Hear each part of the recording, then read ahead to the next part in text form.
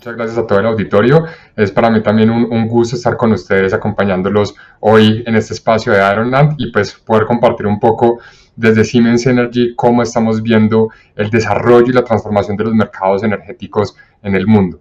Entonces, si me permiten, me gustaría compartir con ustedes esta presentación en donde les explico un poco más al detalle de lo que estamos viendo como Siemens Energy y de lo que necesitamos para el futuro, de lo que necesitamos en términos del talento, de los recursos, del capital humano y la tecnología para construir ese futuro y llegar a las metas que como sociedad estamos buscando.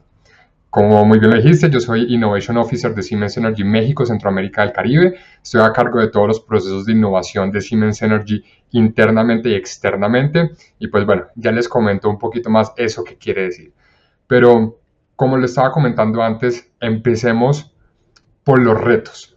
¿Por qué estamos diciendo que hay una transformación masiva y crítica de los mercados energéticos? Como ustedes saben, hay unas megatendencias globales en urbanización, cambio demográfico, globalización, cambio climático, digitalización y bueno, todo esto se ha visto inclusive afectado y acelerado por la pandemia que estamos viviendo, que están cambiando esta visión de cómo operar los sistemas energéticos en el mundo.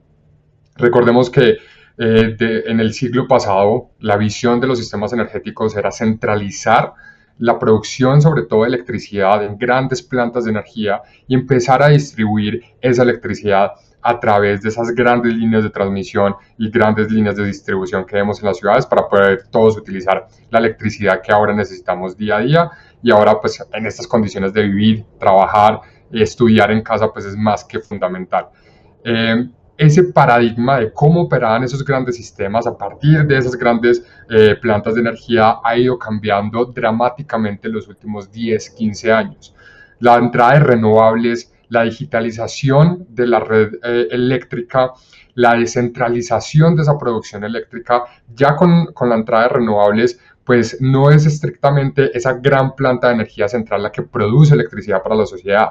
Ahora con renovables, cualquier persona con un panel fotovoltaico, con una batería, puede generar su propia energía y puede ser un jugador en el mercado.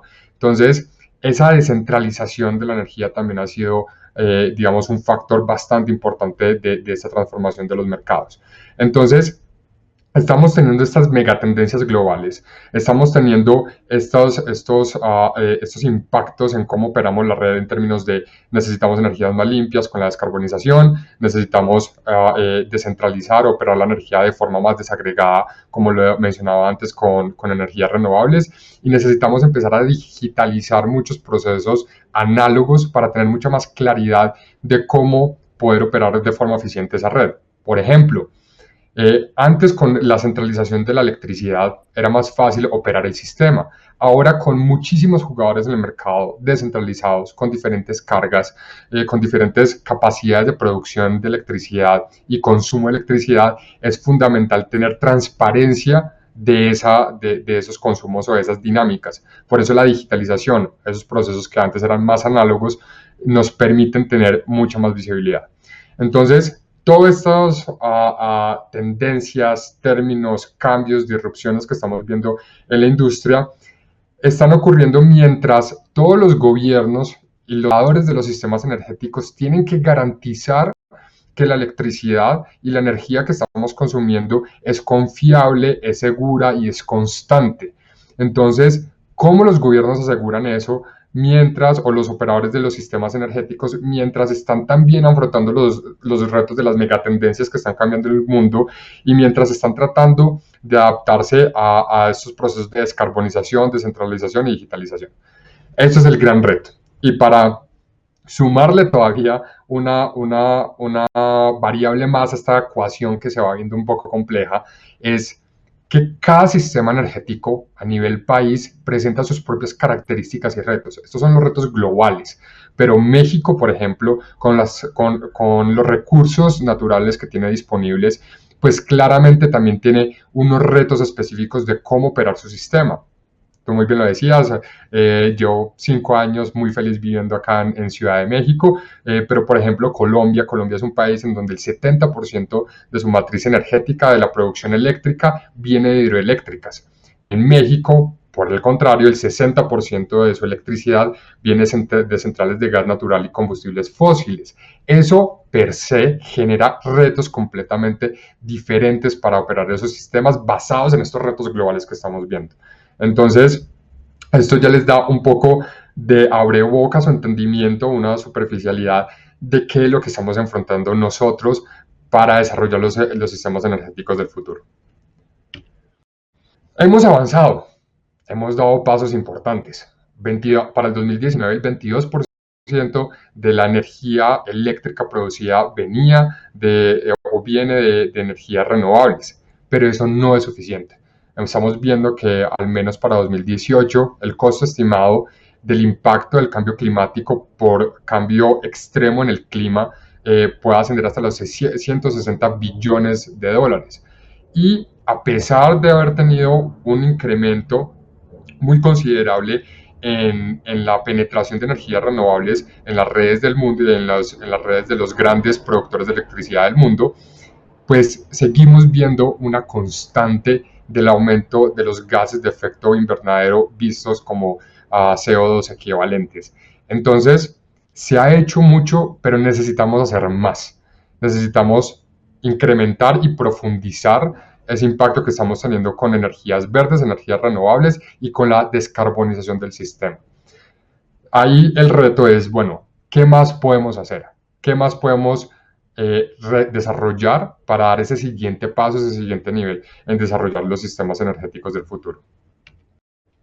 Para ir allá, primero hay que entender de dónde vienen gran parte o cómo es la descomposición de las fuentes de emisiones de gases de efecto invernadero vistos como CO2 equivalentes. Como están viendo en estas gráficas, y como lo mencionaba anteriormente, la constante de los últimos años, a pesar de la penetración de energías renovables, es el aumento de las toneladas de CO2 que emitimos al año todos los días. Pero esa composición, como lo pueden ver, el 40%, al menos para 2018, el 40% de esos gases venían del sector eléctrico y energético. Es decir, esta industria corresponde a menos de la mitad de emisiones que estamos viendo al año. El 60% restante viene de la industria, viene del transporte, viene del consumo de los grandes edificios. Entonces, por mucho que la industria eléctrica se siga descarbonizando gracias a la penetración de renovables, es fundamental empezar a hacer trabajos que crucen las industrias para poder descarbonizar los sistemas y las sociedades y las economías de una forma mucho más profunda.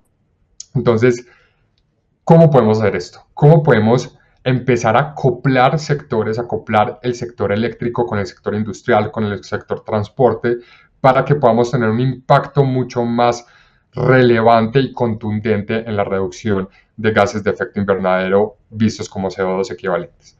Pero antes de ir allá, lo que nosotros como Siemens Energy hemos dicho o hemos visto para el futuro es que llegar a ese desarrollo, a esa descarbonización profunda en donde sectores se unan, tenemos que ir construyendo el sistema paso a paso, como lo dije inicialmente. A pesar que hemos visto todas estas tendencias globales de descentralización, digitalización y descarbonización, los gobiernos deben garantizar, a pesar de cualquier cosa, la garantía de entregar energía eléctrica confiable a todos los usuarios y a la sociedad como tal. Y como lo dije ahorita, más ahora que nunca necesitamos que los hospitales, que la red en nuestras casas, pues esté operando de forma y de forma segura. Entonces, para ir construyendo un futuro, nosotros como Siemens Energy vemos que hay tres pasos, corto, mediano y largo plazo. Al lado izquierdo del radar de tecnologías que nosotros llamamos, pueden ver lo que llamamos incremento en eficiencia. Esto quiere decir, este es el largo plazo, disculpen, este es el corto plazo, este es el día de hoy y esto es enfocado en la flota operacional, la infraestructura que se encuentra al día de hoy operando y dándonos la electricidad que en estos momentos estamos utilizando para poder tener esta conferencia. ¿Cómo podemos mejorar el uso de esa infraestructura actual? ¿Cómo podemos mejorar la capacidad para que las plantas que están operando, que en su gran mayoría son plantas térmicas basadas en combustibles fósiles, puedan mejorar, puedan operar de forma eficiente, es decir, puedan generar más electrones con menos combustible fósil. Hay tecnologías, hay formas de desarrollar esa eficiencia energética. Eso es lo que debemos hacer ya para aprovechar la infraestructura de la energía que consumimos.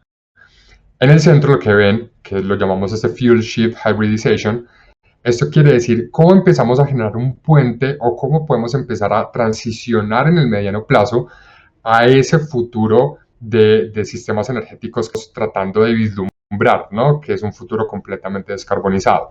Aquí es donde la hibridización de tecnologías empieza a jugar un papel fundamental. ¿Qué quiere decir hibridización de tecnologías? Que tecnologías que antes operaban de forma separada, por ejemplo, plantas térmicas en gas natural o en algún otro combustible fósil, plantas de producción de energía renovable como paneles fotovoltaicos o turbinas eólicas, se puedan co-desarrollar e interrelacionar en su operación para que puedan proveer energía confiable a la red. Es decir, uno de los grandes retos que tiene la energía renovable, y creo que todos lo hemos escuchado de alguna forma, es su intermitencia. Si el sol deja de brillar, si el viento deja de soplar, pues no se tiene producción eléctrica en ese momento y es algo que el operador del sistema pues no puede jugar con esa oferta de electricidad a la sociedad. Entonces, lo que puede hacer es acoplar esa producción renovable a plantas que tienen la capacidad de proveer energía fija, que ahorita son las plantas térmicas, para que en su operación en conjunto puedan aprovechar al máximo lo que se puede producir de energía renovable, pero al mismo tiempo puedan garantizar la entrega de energía en caso que el sol no esté brillando y se necesite electricidad para operar en las casas, en los hogares, en los hospitales, etcétera, en la sociedad y en la industria.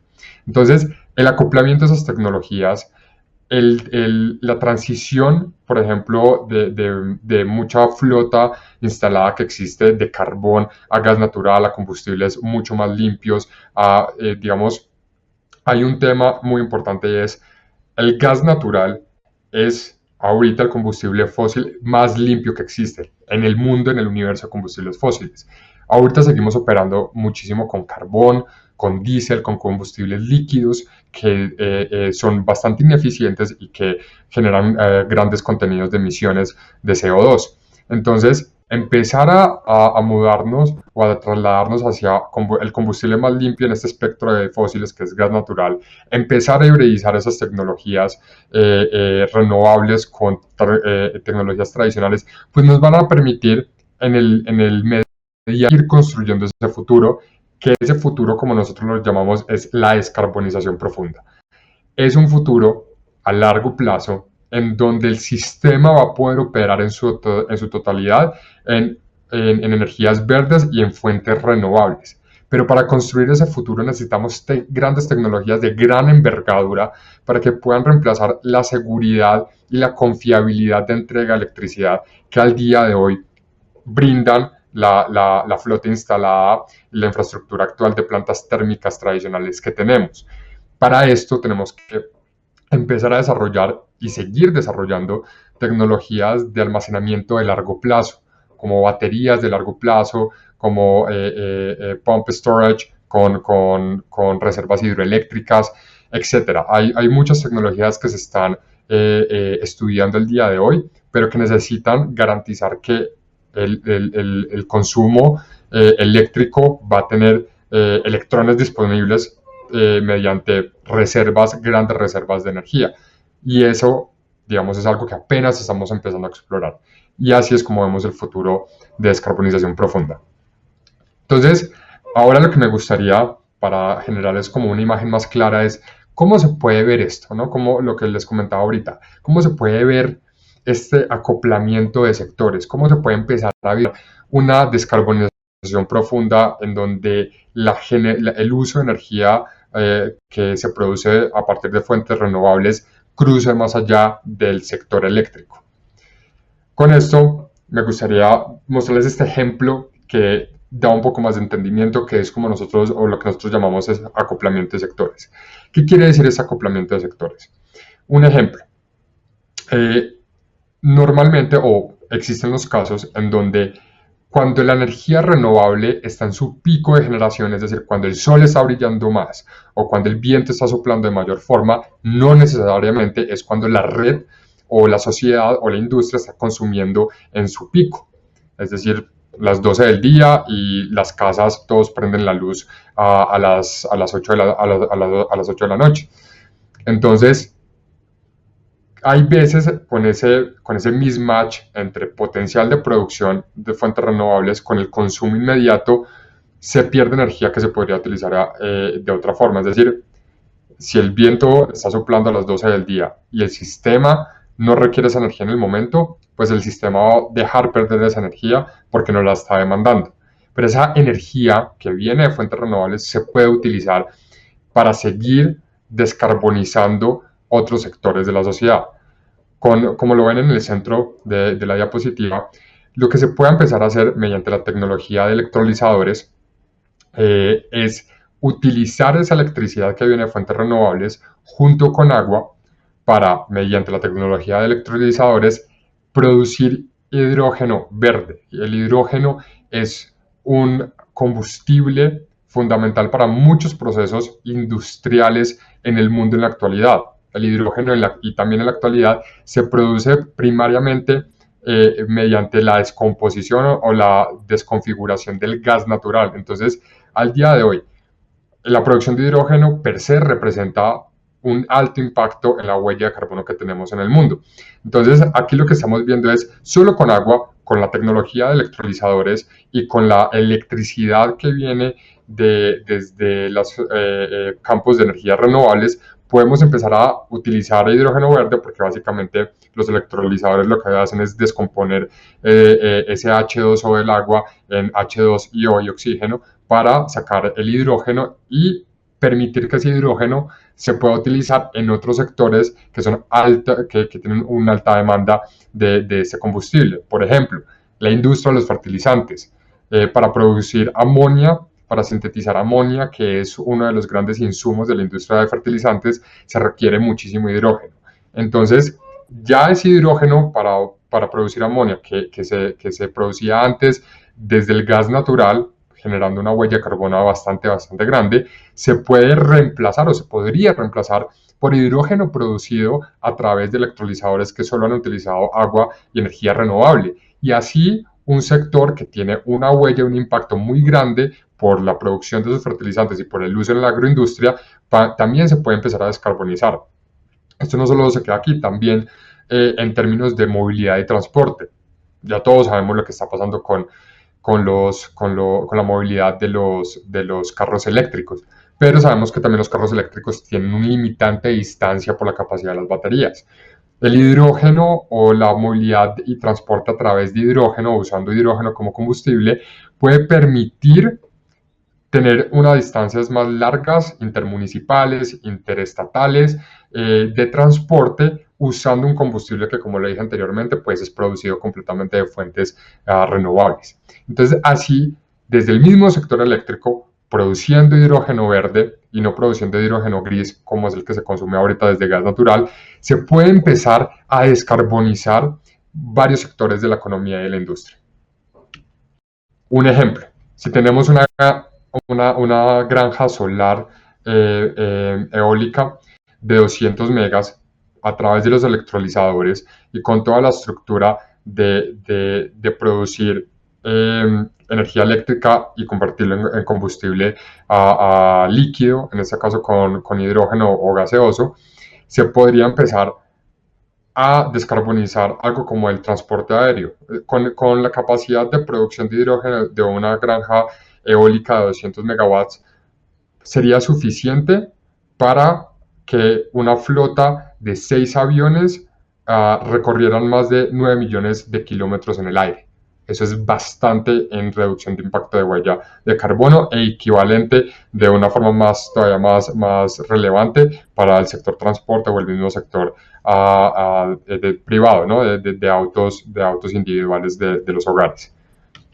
Entonces, con esto me gustaría también ya Ir cerrando mi charla, contarles que esta es la visión que nosotros tenemos de la transformación de los mercados energéticos, la necesidad de empezar a acoplar sectores en la misma sociedad y la industria para que se puedan descarbonizar y la necesidad de empezar a introducir tecnologías en diferentes plazos para poder llegar a ese futuro de descarbonización profunda que no lo vemos ahora como una opción, lo vemos como algo que es crítico para poder asegurar nuestra, nuestra sociedad y la operación de nuestras economías en el futuro. Nosotros como Siemens Energy también tenemos una oficina de innovación local en México. Aquí el enfoque es cómo seguimos desarrollando este sistema energético mexicano a través de la implementación de nuevas tecnologías, a través de la mejora de la flota instalada que está operando en México, a través de tener un impacto social positivo. En México hay 12 millones de personas que viven en algún nivel de pobreza energética, cómo podemos empezar a reducir esa brecha y cómo en general podemos mantener un liderazgo en descarbonización del sistema. Esto debe venir en general de un ecosistema local que permita la generación de ideas desde las industrias, gobiernos, universidades, think tanks. Creemos que la apertura y el desarrollo de ideas en conjunto son los que nos van a permitir generar ideas que puedan desarrollar esta transformación energética en México y también generando espacios de desarrollo de esas mismas ideas con diferentes frameworks que tenemos con universidades, con talentos, con un ecosistema abierto de desarrollo de innovación, etc. Aquí el mensaje es el futuro que vemos hacia adelante para descarbonizar el sistema, presentar retos de una envergadura que creo que pocas veces en la historia nos ha tocado enfrentar. Para eso tenemos que abrirnos y trabajar como sociedad, tenemos que implementar nuevas tecnologías, tenemos que desarrollar nuevas tecnologías, tenemos que desarrollar capital humano, necesitamos personas y nuevos talentos que tengan la mentalidad y el enfoque para desarrollar esos nuevos sistemas energéticos del futuro. Y pues para eso creo que va a ser fundamental la colaboración de todos los actores del sistema, desde los consumidores de los hogares hasta las grandes industrias que producen la energía que al día de hoy consumimos.